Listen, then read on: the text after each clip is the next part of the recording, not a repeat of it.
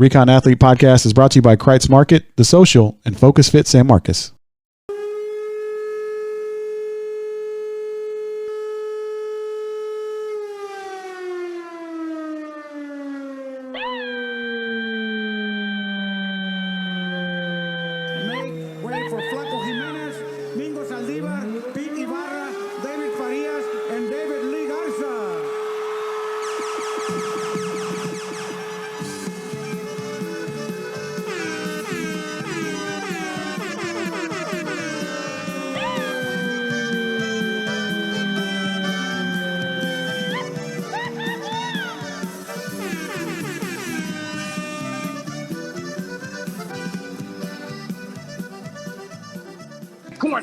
Quarantine.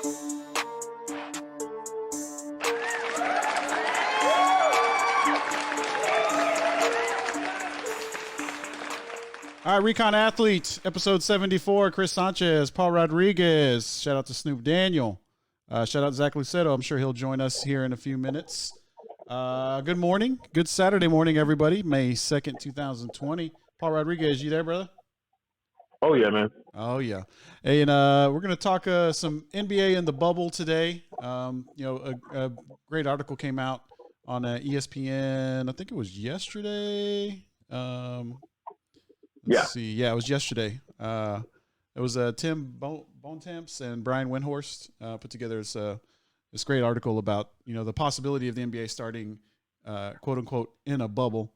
We'll also talk some Austin area recruiting and Mike Tyson. Saw some videos of that. I saw some videos of that. But I don't know what's going on. I just saw videos.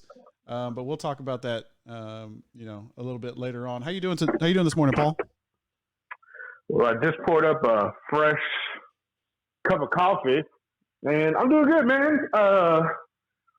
Was scrolling through social media yesterday, and apparently Austin traffic is back to normal, which was horrible. I saw. Oh, so, really? Yeah, apparently. Well, that's not good news for me. Well, I mean, that's. I know. I'm just saying. But, yeah, man, apparently the overpass from Ben White to 35 South is back to usual, back to normal, back to regular scheduled programming. Oh, wow. That's crazy. Yeah, I'm going to try to go and socially distance with my parents tonight or later. It was my dad's birthday on Thursday. It was also Wes's birthday. Our buddy Wes Washington, good friend of the show. So shout out to him as well. And go ahead. It was my brother's birthday yesterday, May 1st. Oh, okay, cool, man, awesome. And that was actually my brother's birthday as well. Rest in peace, Robbie. I want to shout out to Edgar Camacho, my cousin, out there on the watch party as well. Brad Streetman was on there as well too.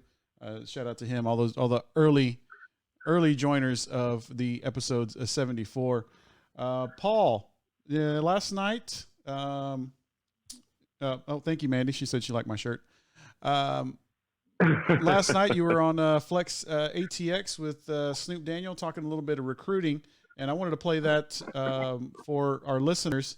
We'll talk a little Austin area recruiting here for a few minutes. And this is Paul Rodriguez with the homie Snupe Daniel on FLX ATX last night. Paul Wall, you just heard Nate Yarnell, quarterback, Lake Travis. You just heard offensive lineman for Georgetown, Connor Heffernan. First, your thoughts on those two big signings.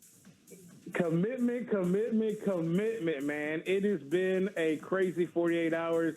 Connor Heffernan, man, last week we said on the show that he was the best uncommitted offensive lineman in the Austin area, and then bam, he makes that commitment yesterday. With Nate going and playing ball in the ACC at Pitt, I think is such a tremendous boost for continuing the legacy of great quarterbacks coming out of Lake Travis, and for Jahdae Barron to get out of his national letter of intent and have a plethora of offers this week. I mean, he got offers from Virginia Tech and Mississippi State this week, and decided to go and join the Texas Longhorns on the 40 acres. So couldn't be prouder of those young men. Watch them play throughout last year. Nate Yarnell helping Lake Travis move through the playoffs, and Connor Heffernan, man. I was listening to what you said. We might see him in the NFL. It feels like draft day, Snoop. It felt like last Thursday, but on the high school level, man. Yeah, once you make that commitment as a junior going to a D1, you kind of have those dreams, or they kind of seem more realistic. Now, I'm glad that we got you a full 10 minutes, Paul Wall. We talked about Connor Heffernan, talked about Jacob Trussell for Georgetown, then Lake Travis. We went with Nate Yarnell and Cal Eves, Connolly's Jade Barron. What else interested you as far as, offers over the past week? Well, I think the biggest one is for the services for running back at Westlake, Zane Miners. The military academies are literally gunning for his services with offers this week from Navy and Army today. So I think that's a really good accolade for him. He has a plethora of offers from Ivy League schools, so we know he could definitely go and play in any kind of program. I just think his stars are on the rise. It was really impressive to see the military academies, and he's slowly progressing through this year. But another big offer for Devin Lemire, man, and he's really high on my board. And he got another offer from Iowa State this week, so that was really cool. But I don't know, man. I'm thinking, we got that big commitment for Baylor and Connor Heffernan. Now it's like next man up in the Austin area for offensive linemen. And it's a race. I mean, today, Incarnate Word gave offers to not only Lake Travis, Judge Nyland, but also Aiden Kennard. So yes. I'm thinking Aiden is I think the next big lineman to get offers as they come in. And it's going to be a race, man. It's an arms race to protect the quarterbacks. And I think that these universities are starting to see more and more potential. So I'm excited for the next few weeks, man. And if the past 48 hours was indicative of anything, I think we're going to have a really great summer, especially with Subbins unavailable. But I think these coaches are recruiting virtually and using tech to get the word out. Yeah, speaking of Aiden Kennard, he's talking about the offensive lineman for the state champion Westlake Chaparrals. I only made that verbal slip because I'm on the Lake Travis flagship. Thanks, but yeah, we had him. Speaking of pancakes, we had him on Big 58. Kennard, he's going to be on the show about 8:40 p.m. here on Flex ATX. Right now, Paul Rodriguez at Recon Athlete. Brendan Jones from LBJ. I saw an interesting story. He made a post on social media. He's a triple sport athlete, I guess you say. He's a student. He plays for the football team, and he's working on the front lines at HEB, and said, hey, man, ask about the folks who are on the front lines. And we're overworked. We're tired. I mean, he's working out harder than anybody I've seen on social media, and he's going to work, Paul. Your thoughts on the LBJ Defensive Player of the Year for the district?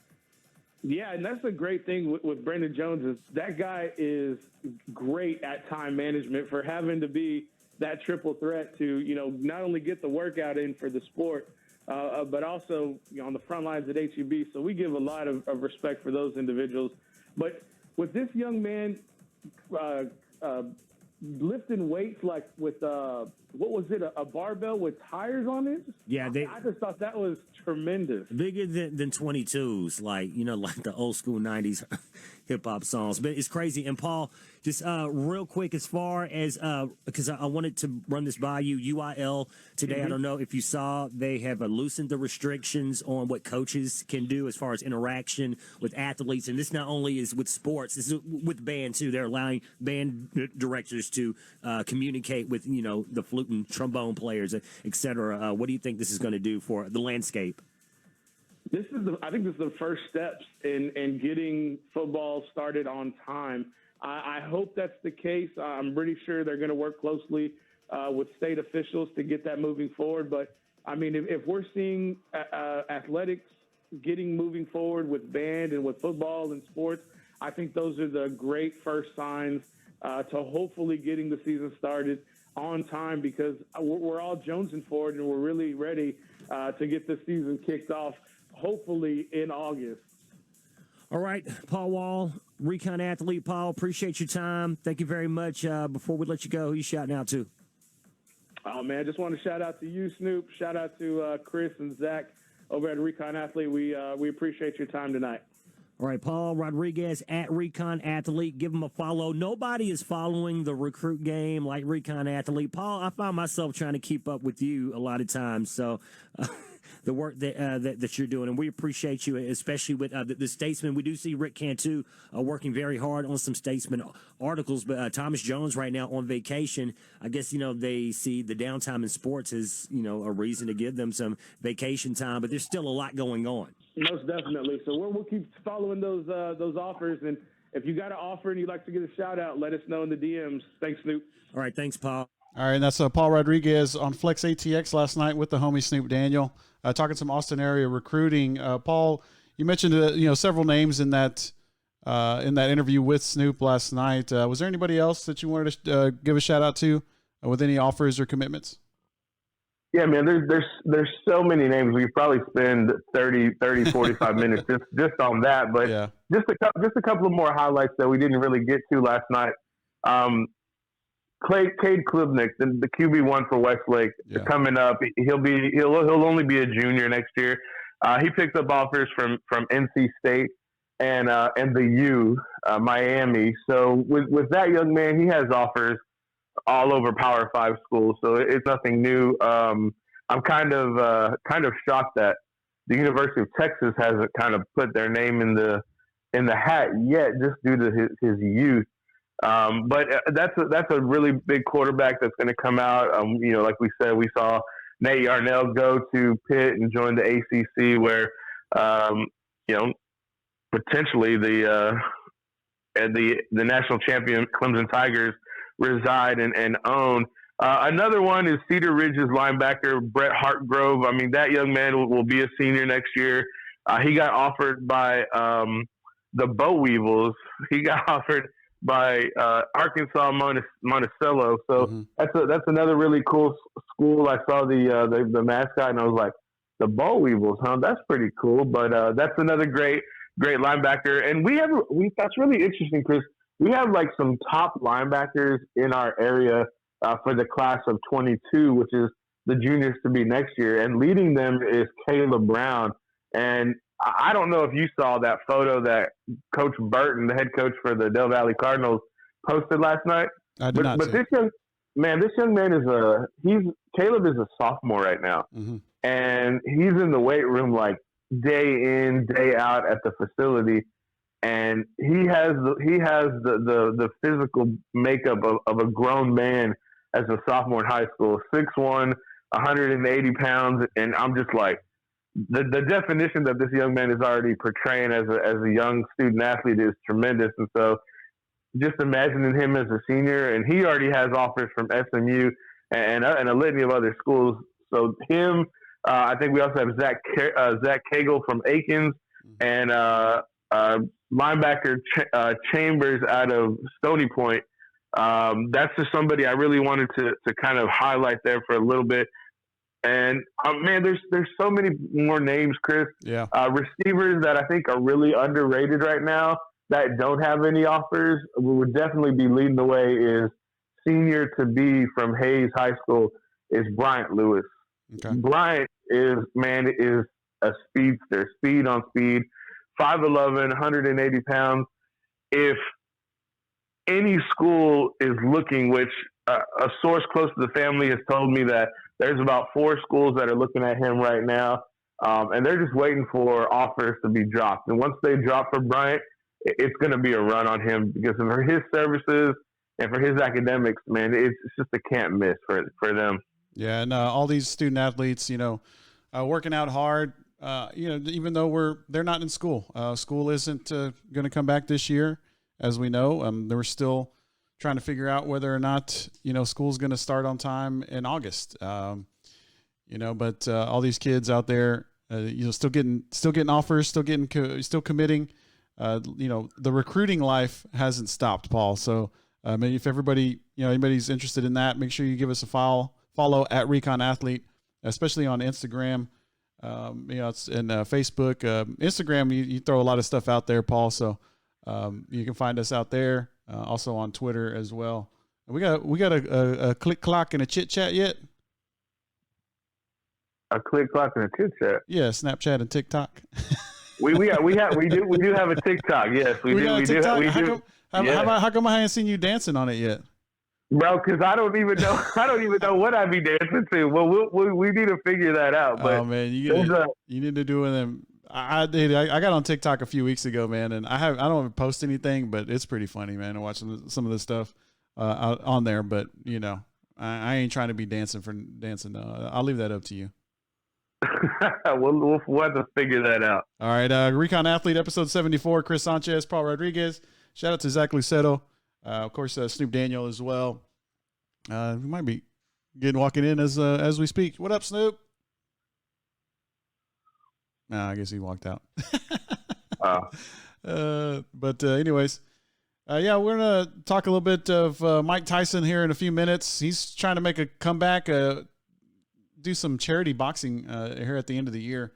And yeah, if you haven't seen the video of Mike Tyson at 53 years old? Is it, yeah, 53 years old, hitting some mitts. Pretty scary stuff. What up? What up, Snoop? But yeah, it's we'll talk a little bit about that later. But right now, we want to get to the NBA. That article, Paul, I put it out there on the messenger. Did you get a chance to peruse that a little bit? I did get a little bit of chance to skim over it. Yeah, so basically NBA talking about starting, quote unquote, in a bubble. There's all kinds of logistical things that happen, all kinds of testing things that have to happen. They're trying to get the amount of people down from to only essential employees. And it's nice to see this and to see the planning and to see that they're trying to do this. I'm not sure if it's going to be, applicable here, but some of the interesting things that I saw out of this article, Paul, and if any of our listeners and watchers want to go check it out, it's on ESPN.com. NBA in a bubble was, they're already have the blueprint to do this with the G League showcase, where they have basically 5 courts in a convention center. 2 of them for games, 3 of them for practices. They have all the players, basically pretty much under one roof with, in a hotel. They even broke it down to, how many referees they're going to need, like 35 to 38 referees. How many coaches on each team would have to be there, physical therapists, doctors would have to be there. Got down to 2 ball boys per each team. They talked to hotel general managers to see, like, okay, if you've got, up to 1,500 guests, in a hotel, like how many workers would you have to have, at that hotel to make sure that the players get the dietary needs that they have and all the, just being able to clean everything up. You need about 300 to 350 workers there. So it was a really, really informative article about, how they could try to start the NBA in a bubble. What I thought interesting as well is they have about 256 games that they haven't completed. Now, it would take 30 days, I believe. This is about 30 to 33 days to get the season completed if you were to complete the season with all the teams. And it would take another, I think it was with a 4-round playoff, it would take another 50 plus days to get the playoff done. Another aspect of this or a different road that they could take, Paul, is doing just stopping the regular season now, taking the top 16 teams and starting the playoffs now. So that would basically just cut a whole month off of the season. You would basically take out half the league, so you wouldn't have to worry about so many people for this. And then finally, the most important thing would be the testing. So, they're saying they could possibly test these players once a week. The gold standard would be testing them every single day. But I think right now the NBA doesn't want, the only roadblock to that is that the NBA doesn't want any backlash to say, because they would need about 15,000 tests.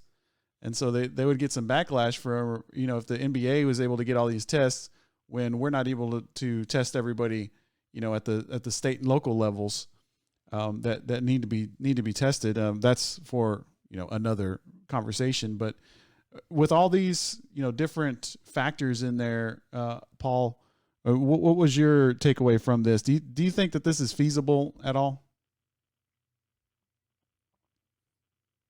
Paul, you there?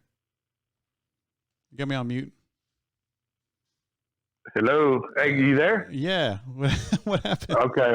I don't know, man. I was talking for like a minute, and then I was like, "How come I don't hear myself?" Anyways, this is like Little Dribblers Pro Edition, man. This is what you do. You're gonna put everybody, all these teams, in one area, and you're just gonna have them play on the same court and have anarchy all throughout, whatever facility they choose to utilize.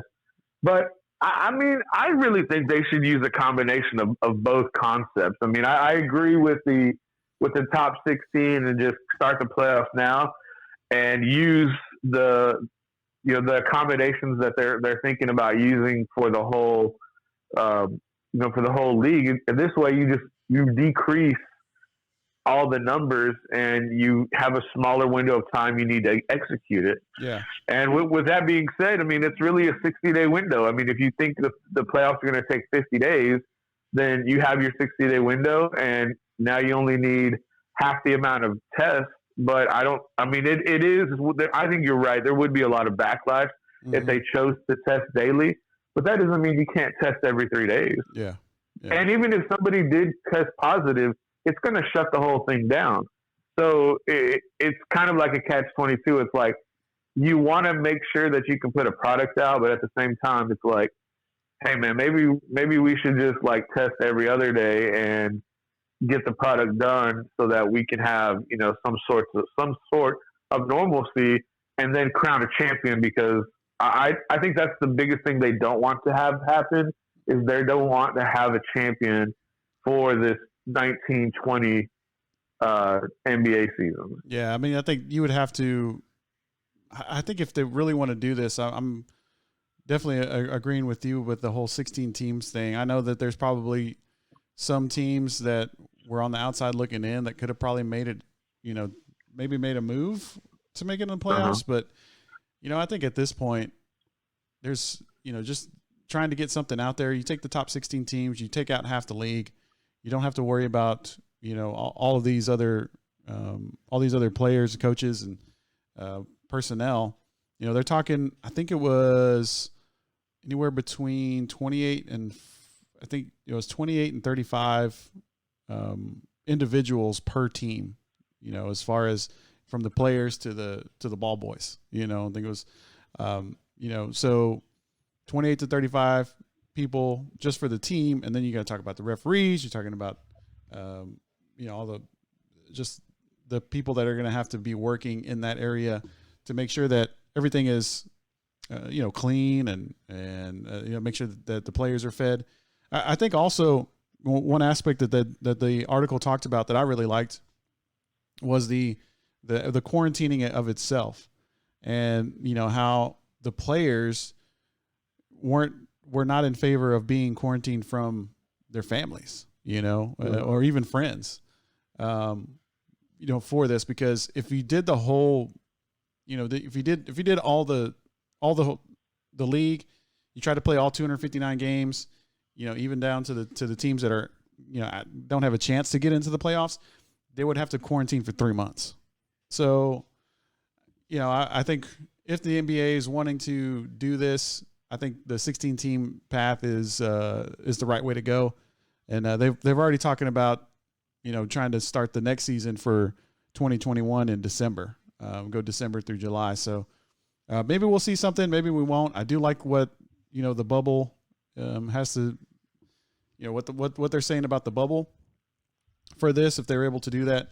And we'll see. I think if that were to happen, they'll have to take a blueprint to see what the Major League Baseball does, because Major League Baseball is trying to do this, in quote unquote in a bubble in Arizona possibly, but we're just jonesing for some live sports really. Shout out to the Chinese Baseball Association. They are starting to play baseball over there. So, shout out to Taiwan And so was that Snoop? Yeah, it was Snoop. So they are starting to play baseball over there. Also, the NFL, I don't know if you've seen this, Paul. They are, I think, late next week, they are officially dropping their 2020 schedule, and they haven't made any changes to the dates. So with the NFL, they're right now, as of today, as of May 2nd, 2020, the NFL is, planning on starting in September. So, and I have an idea of how they're actually going to do this. I know, for everybody listening and everybody watching, I know I'm the football centric guy, and I'm sorry. That's just it's in my DNA. And I've pondered about this deeply, and I've actually had a few conversations with people in my circle, not with you holding, but I've kind of thought about how they could execute this. And one thing I thought of was utilizing a lot of tech and utilizing layers of security, which, that's the principle of security. Is I really think what they would do was they would have fans who would have verification that they have either antibodies to COVID-19 or they've already had a test within the month to allow them to attend a football game. And the test, of course, came back negative. Mm-hmm. Now, with that being said, I think that they would also have infrared temperature readers that the military uses or state governments use so that they can identify body temperature with infrared throughout the stadium by people either walking toward the stadium.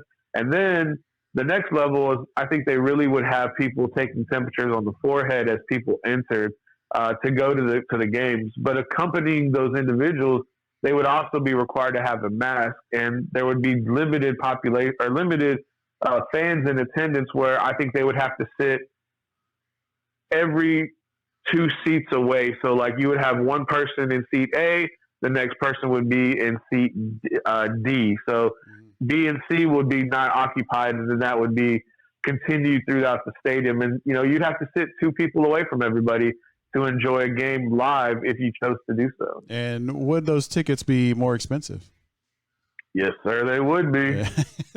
So, basically. Supply and demand. Yeah, supply. Yeah, I mean, the supply would definitely be a lot less. So, and I'm interested to say, I mean, you talk about the economics, the macroeconomics, the supply and demand. I mean, is there going to be demand there? I mean, are there enough Paul Rodriguez's to make sure that a stadium is at, 50% capacity? Because, I mean, doing a stadium like that every 2 or 3 seats, I mean, you definitely go down to maybe 35 to 40% capacity. I'm not sure, Paul, but do you think that demand would be there? I think it would be there, and I think there would be incentives that the stadium would have. Like, I don't think they would charge for parking, because I know at Jerry World it's $100 just to park on the stadium, like on Jerry World's parking lot.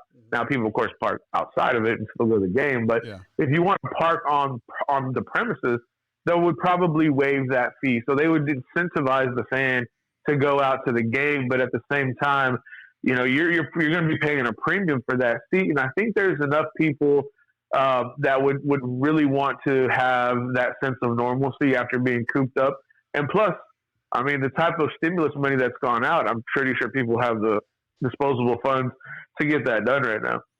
I mean, there's some there's some that would have that. I mean, I think it's it's an interesting plan, and I like the NFL's optimism by not making any adjustments to their schedule yet.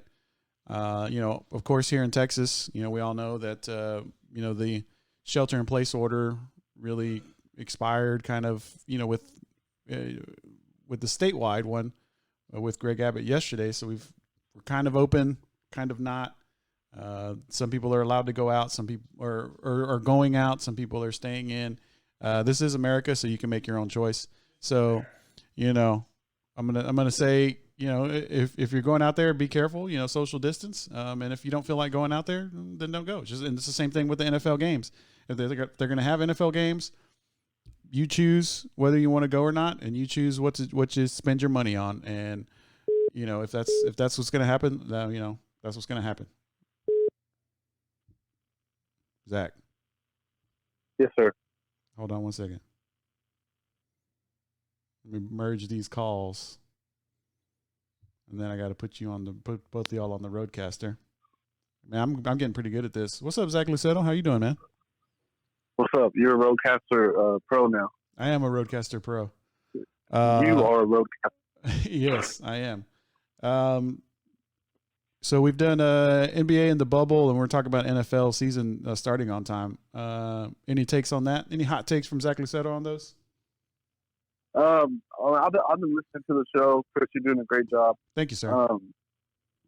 I heard I was listening to the Horn earlier this week, and I heard Bob Bowlesby, the commissioner of the Big 12, talking about it, and he does not share the same optimism as the NFL does.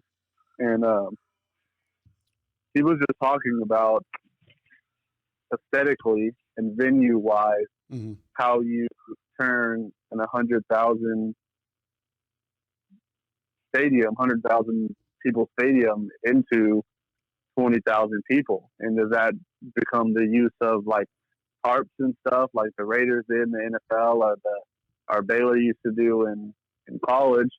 And then more close to home, how do you do something like the Red River Shootout? How does that work? In terms of the fans in attendance as well as what's going on outside. So, I mean, that's going to be a change to that whole game and everything around it. I mean, yeah, I'd have to agree with that. But do you think that, like I just mentioned with Paul, do you think that, if they do something to just open up the games, and like Paul said, they have people sit like every third seat, do you think that the demand would be there just to get out there and watch a football game? I mean, would you go, Zach?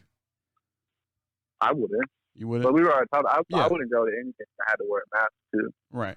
But and then another thing they were talking about is how is student attendance impacted if majority of classes are online or something like that? Well, isn't some universities, they are planning for students to come back. I know Texas A&M, from what I know, from what I saw a couple days ago, unless it's changed, that they're planning on having students on campus in August.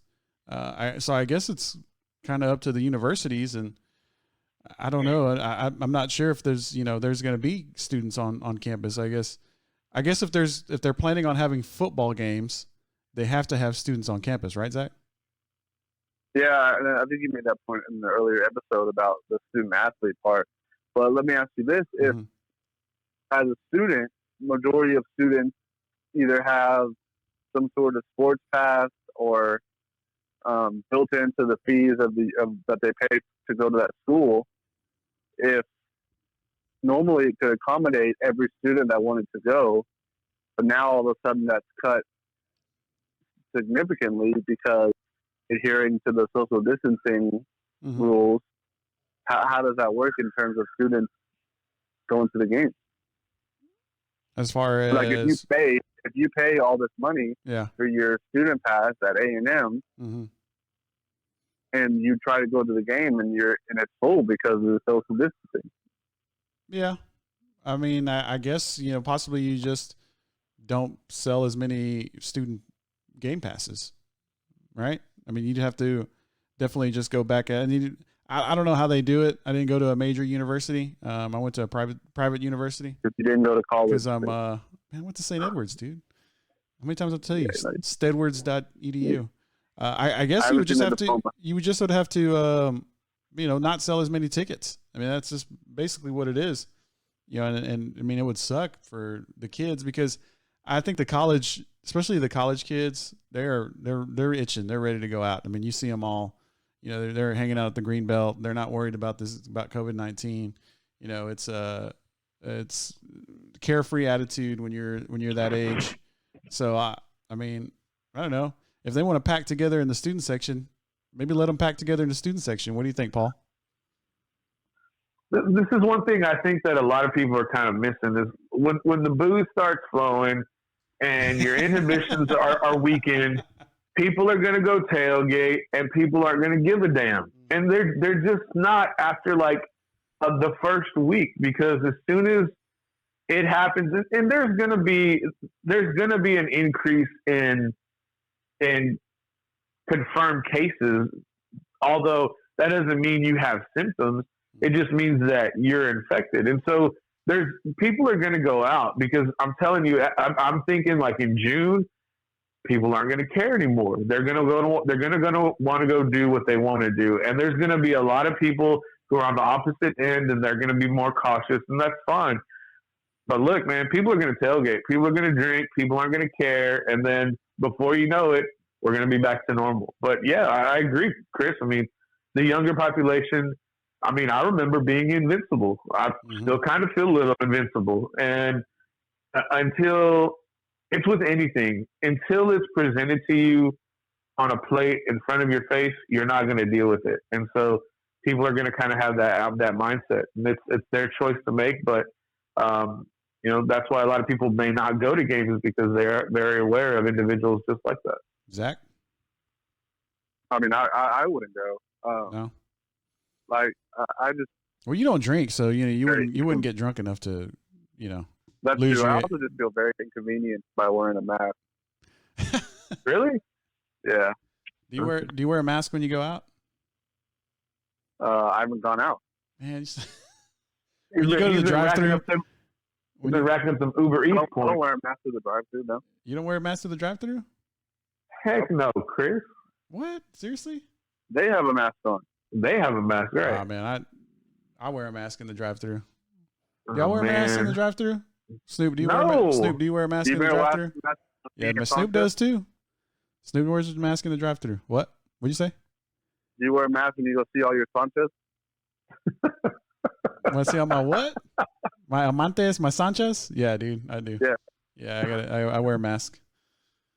But is that because of the corona, or is that because of something else? among other things that I wear.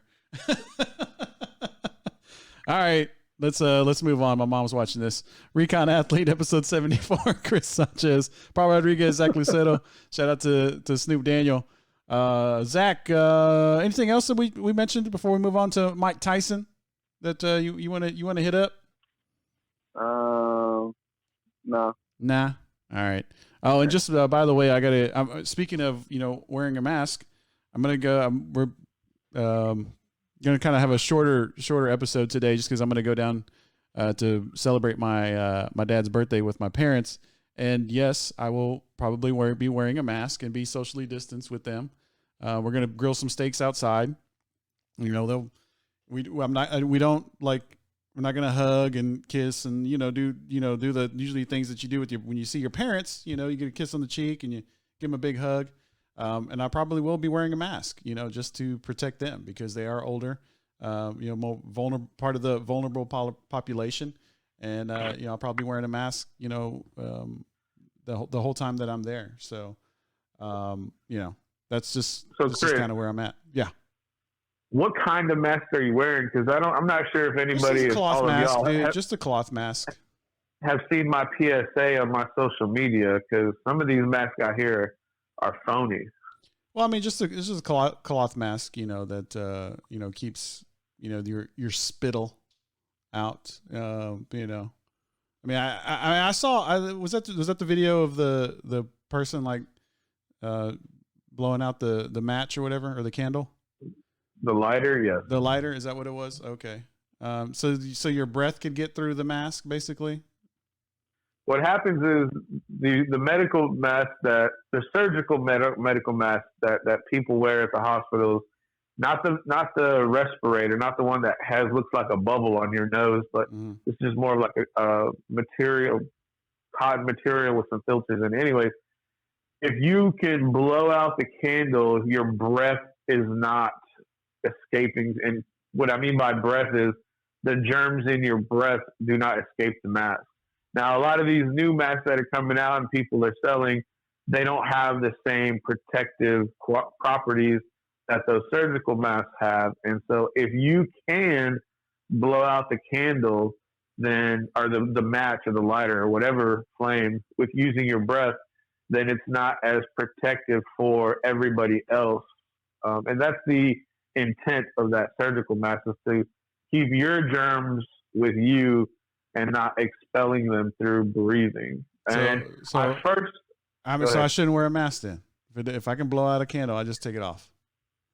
You're not doing anything to protect the people around you. That's your intent. Stimulus and get a better mask, Chris, for being cheap. Man, I'm not Now, trying to get no I'll say PPE, this. man. I'm not trying to, that's for the, it's for the nurses and the doctors, homie. So now here's the difference.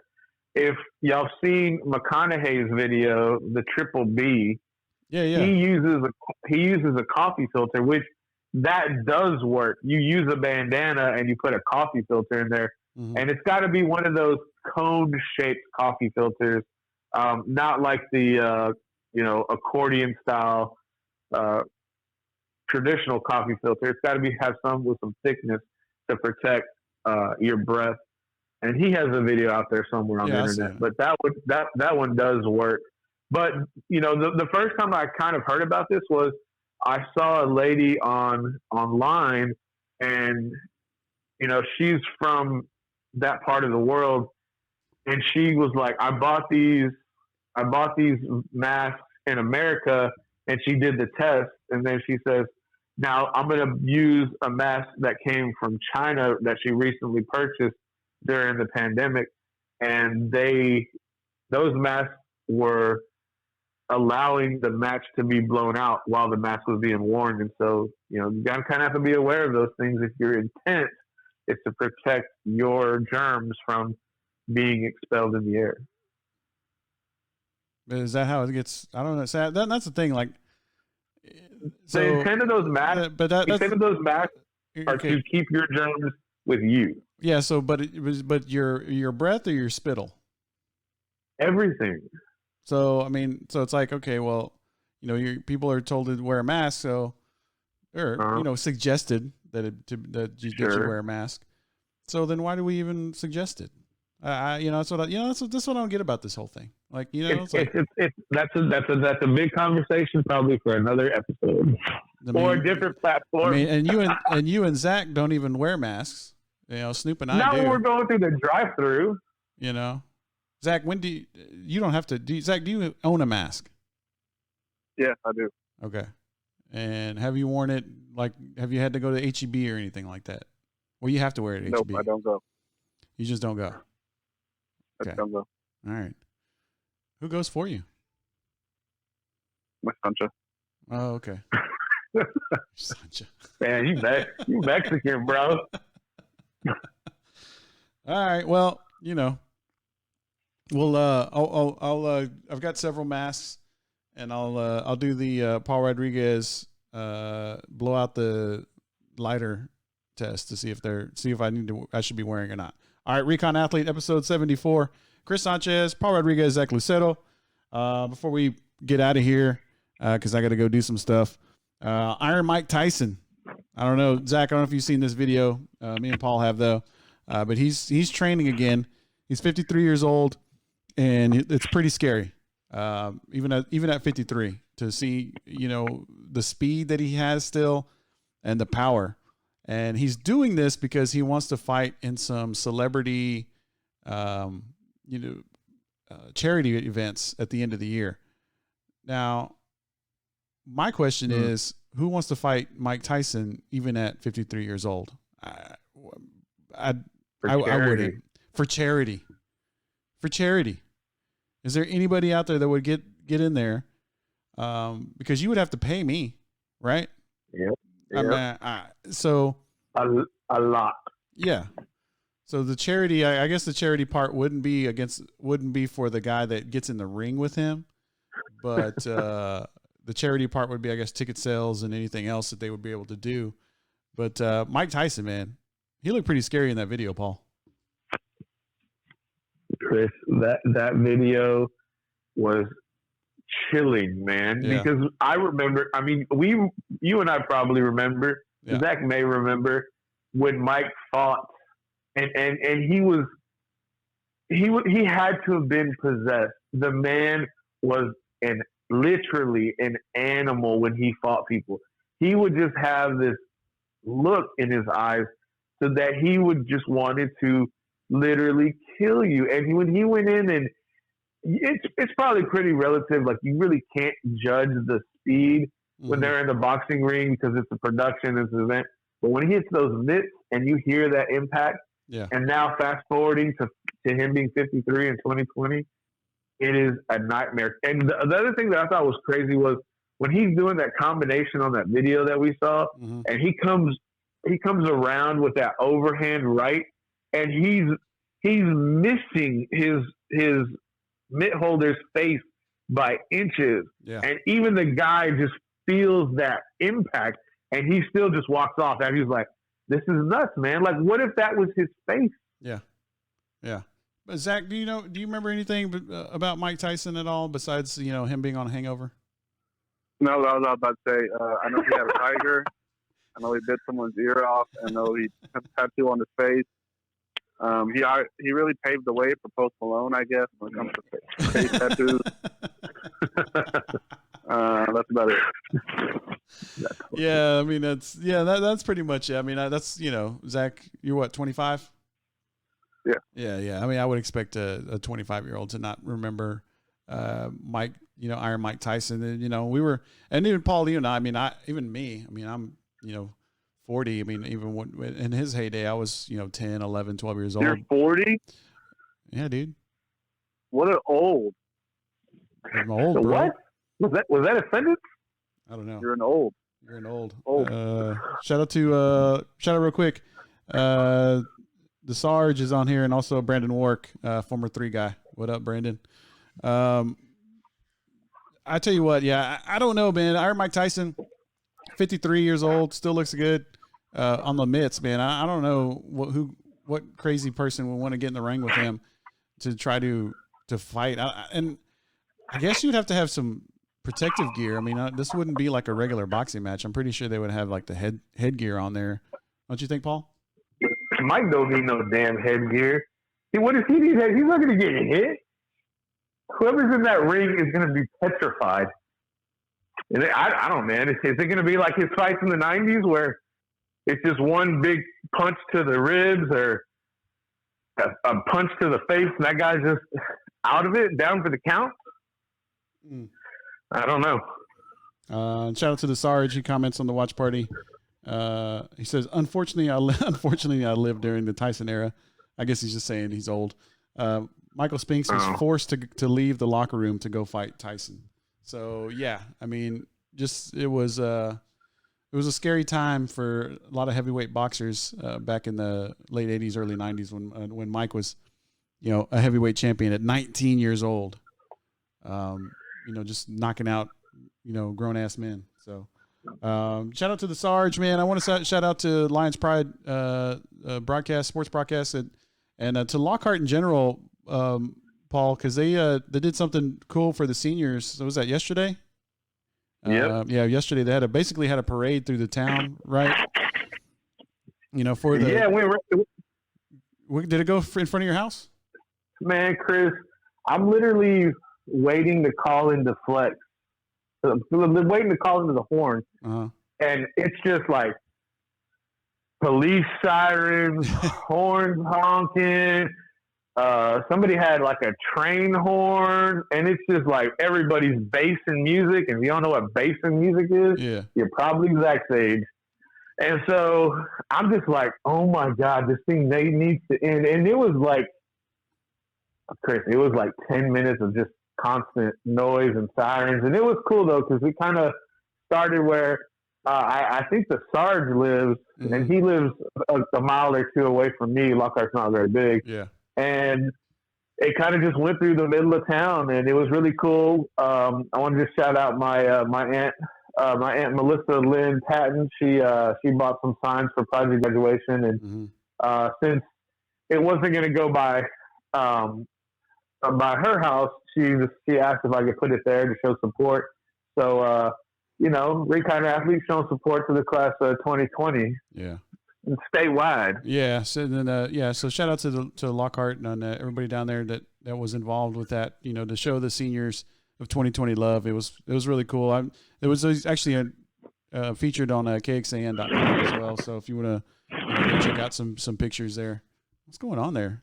Is that you, Paul, or Zach? I don't know what happened. It's Paul.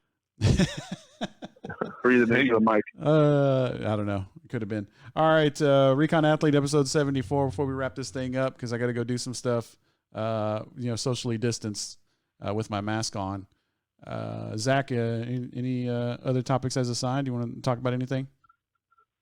We're talking about boxing. Yeah. The first boxing match that, I saw some boxing matches just being at family members' house or going to events as a family. Yeah.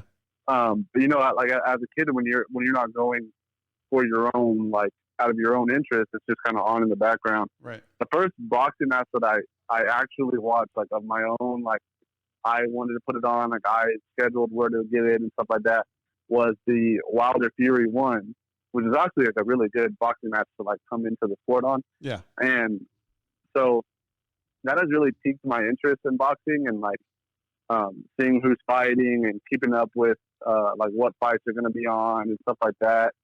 And there's been a name that I've been really excited watching stuff on YouTube and excited for once things get back going. Have you heard of Ryan Garcia? I was gonna say that. I was gonna ask you. I was gonna guess. I was like, "Are you talking about Ryan Garcia?" Yes, I have. Yes. Yeah. I'm excited, man. I'm finally being at a point where I can attach myself to an up and coming boxer. Mm-hmm. That being said, hopefully he doesn't go and get beat by the Tank in a couple months. Yeah. And all of this goes back to the bottom. But No, he won't. Yeah.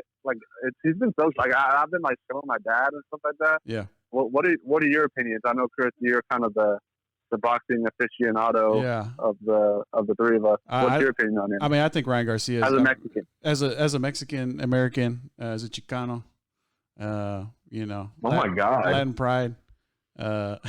Snoop's looking at me. I know. I think That's what I feel. Ryan Garcia, I think he's the potential to be a world champion, man. He's got it all, man. He's got the speed, he's got power. He's a smart kid. He's got the looks. He's marketable.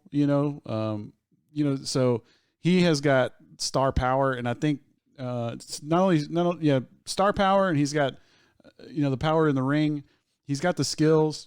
I mean, he knows what he's doing, and he's training, pretty much every day.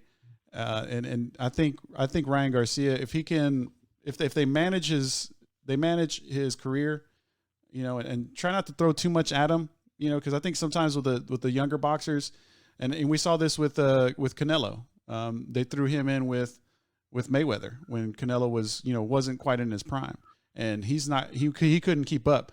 It would be different if Canelo was maybe 2 or 3 years older. Of course, so would Mayweather. But, I think with Ryan Garcia, they kind of manage his career, put him in there with some boxers that are going to obviously challenge him. You don't want to baby him at all, and make sure that, but what you don't want to do is throw him in there to the lions just quite yet. Because I think he's got all the skills. He's definitely got the power, and definitely it has the mental capacity to compete with anybody. But I think, he's still a little bit young. I would say maybe the next 2 or 3 years, then you start put him up against, the heavyweights, quote unquote heavyweights of the lightweight division, like Lomachenko and those guys. But yeah, I mean, I'm a huge fan of Ryan Garcia, Zach. And how did you discover Ryan Garcia? Well, and that's another thing about him is he's so perfect for this day and age and this generation and stuff, because he's on social media. He's like you said, he's very marketable. He has a sponsorship from Gymshark, which is such a popular brand for my age and younger people. So I just saw him on social media. I think it was on YouTube or something. I just started watching clips one night, and he was just enjoyable to watch. Yeah. And so I think just my kind of story of how I found him is probably happening all over to him because people are just on social media more and more susceptible to the stuff that he's putting out, like these viral clips of him training with Canelo or these viral clips of his like hand speed in the gym or something. People are more interested and people are more are looking at more places where they can find stuff like that. Yeah, and I think with him, you're completely right. I mean, he's got a bunch of followers on Instagram that I've seen, and he puts out videos of him training, and you can see how he's being able to market himself. And we've had this conversation before about these younger kids being able to market themselves on social media. I think he's doing a great job. His team is doing a great job to market him. Now they just have to manage his career, make sure that, he doesn't get taken into, those, the old cliche boxing, or boxing cliche of taken in the deep waters, by a veteran, meaning, round 8, 9, 10, in a championship fight, that'd be include 11 and 12. A lot of his fights have been pretty short, first round, second round knockouts. So, he just needs to be able to get in there and, compete at a high level for an extended period of time, 8 rounds, 9 rounds, 10 rounds. Like I said, championship fights, those 11 and 12 rounds, those championship rounds. He just needs to get to that point, and then, we're really going to see the potential of Ryan Garcia, and, go check him out. I don't know. Do you know what his handle is? Zach? I'll have to look it up. Not off the top of my head, no, but I'm sure we could just Google it. Post some videos or something. It's King Ryan. King Ryan? Okay. Go King. Yeah, go check it out. King Ryan, Ryan Garcia. I'm a big fan. I'm so glad you talked about him, Zach. I didn't ever think I was going to be able to bring up Ryan Garcia on this show. Is the official lightweight of Recon Athlete. Official lightweight boxer, Recon Athlete. I'm a big Lomachenko fan, so I don't know if he could get in there with Lomachenko just yet, Paul, right? Not yet. Yeah, no. Not yet. But there's a lot of lightweights out there right now that we can talk about. So do you think Ryan Garcia being attached to Oscar De La Hoya helps or hurts him in terms of taking it slow, like you're saying, in terms of his career? Because Oscar De La Hoya is someone who had so much big name, big fight, heavyweight, quote unquote, success. Paul, why don't you take that one first? Because I want to get your opinion on a little bit of this on Ryan Garcia. That's a really good question, Chris. Zach, and the reason I think that is because since Ryan is a DAZN fighter, which is a De La Hoya fighter, that De La Hoya gets to manage the executive part, and he does have a lot of wealth of information. And for me, Ryan is just the golden boy 2.0. Mm-hmm. I mean, it's every attribute that Chris listed earlier is exactly what De La Hoya came up with, but De La Hoya didn't have anybody to guide him through the business aspect of it. The other half of this is the training and the technical aspect is that Ryan has such a strong bond and connection with Canelo that he gets to mentor Ryan through the training aspect. And so when you have an icon in De La Hoya and a world champion in Canelo, who's probably, if he's not the face of boxing, he's probably on the current Mount Rushmore, so to speak, of boxing. Sure, he's on the cover. And so with Canelo being there, you have two, I'm going to say icons. People would argue with that, but you have two icons, one managing you with the technical and skill set, and then one manage you with the business aspect. And, like Zach coined bad culture. And the cool thing about Ryan is I think you see his inherent nature of being humble and being, more traditional Mexican fighter, but then you do see some of that bravado like De La Hoya and the Mexican American fighter come out. And so he's kind of learning how to blend. And if he can learn how to, harness that marketability, I think the sky's the limit. I mean, good looking kid, knockouts galore. I mean, I've known this kid for 2 years when he fought Berlio Rodriguez and knocked him out, and I was just shocked. Yeah. Back in 2018, And so I was just like, dude, how are you unknown to the masses? But it takes time because boxing is one of those, senior sport. Like if you're the senior guy like Canelo is, he's going to get all the fanfare. And now Canelo is, he's still a young man, but he's reached the pinnacle, I think, of his career. Mm-hmm. And now Ryan is ascending to that next level and becoming, the next face. But I'm going to tell you right now, Ryan is a great fighter, but he don't want that smoke from Lomachenko right now at 21. Not quite yet. I mean, I was just going to say that, Paul. I mean, again, into Zach's question. I mean, I think it definitely helps Ryan Garcia being involved with Oscar De La Hoya, and for a lot of the same reasons that Paul mentioned. The marketability and all that stuff. But I mean, it's exactly in that light to where Ryan Garcia is. Oscar De La Hoya coming up, good looking kid. Go ahead, Zach. But I think my question to you though is in terms of managing fights and not taking these, not jumping into too deep of water is like to have the bravado of these big name fighters that he's attached to, these historically big name fighters and De La Hoya and Canelo, and to kind of have with this kind of like I'll fight anybody mentality that they came up with. Well, I mean, go ahead, finish. And especially it with now that you have like the culture of boxing, this kind of call out culture, this Creed Southpaw movie culture where it's really just I'll fight anybody whenever. Does that hurt his? Like, does that have a negative impact on what is going to be the future of his career in terms of managing opponents and things like that? No, because here's the thing about boxing these days. The way I'll have my cousin back on. Here. Hopefully soon. Casey Ramos, who's a top ranked fighter. He talks about this at length. But one of the things that he's always told me, but the way the boxing game is now is these fighters, they're going to say what sells. They're going to say, hey, I'll fight anybody. I'll fight that guy. I'll knock him out. This and that. They're going to talk trash. They're going to say, they're going to call each other out. But ultimately it's up to, their promoters on who they fight. And their promoters are the ones that set these fights up. Their promoters like Oscar De La Hoya, like Bob Arum, back in the day, Don King, they're the ones that set these fights up. So I think Oscar De La Hoya knows right now what he has in Ryan Garcia, and what he has is a superstar. He's only 21 years old.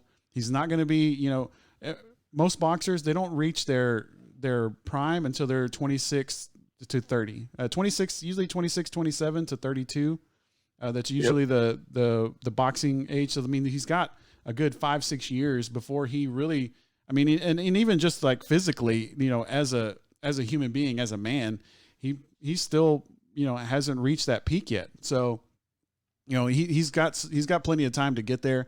I don't think that Oscar De La Hoya is going to spoil what he has personally in Ryan Garcia by putting him in there with anybody that, could potentially, give him that one loss, because unfortunately now the way boxing is that O on your record, if you're 20-0, 25-0, whatever that O is, that's what sells tickets. Everybody wants to see the undefeated fighters fight. So they want to keep that O until he gets, to that point where he can go, like I said, 8 to 12 rounds with a really good fighter and have a good chance of winning that fight. So I don't think that, I think Oscar De La Hoya is smart enough, or I would hope so, not to put him in there with anybody that would be able to make that O go, as they say. Does that answer your question, Zach? Yeah, I think so. Thank you. All right, cool. All right, Recon Athlete, episode 74. We talked a little bit about NBA in the Dome. So if you missed that, make sure you go back and watch it.